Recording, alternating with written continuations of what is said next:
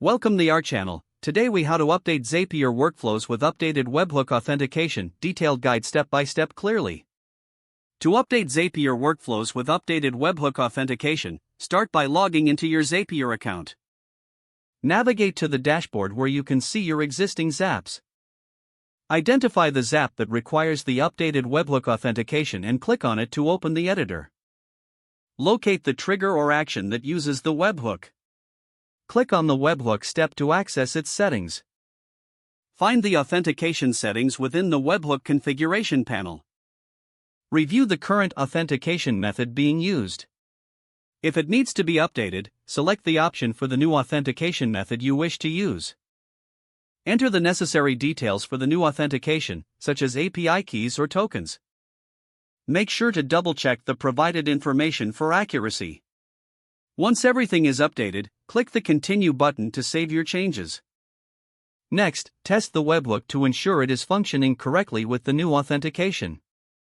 Monitor the test results for any errors or issues.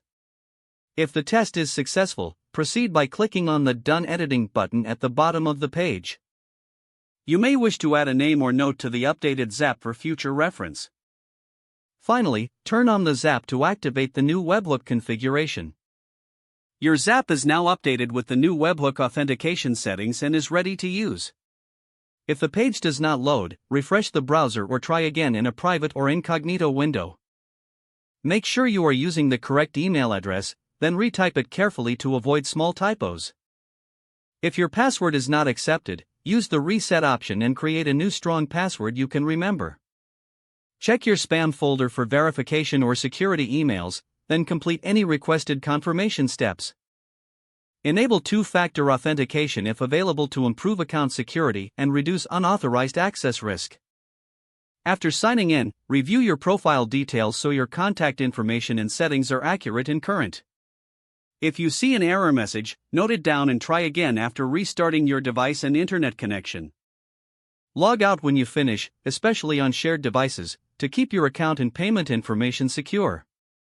If the page does not load, refresh the browser or try again in a private or incognito window. Make sure you are using the correct email address, then retype it carefully to avoid small typos. If your password is not accepted, use the reset option and create a new strong password you can remember. Don't forget to like this video and subscribe to our channel for more step-by-step tech guides.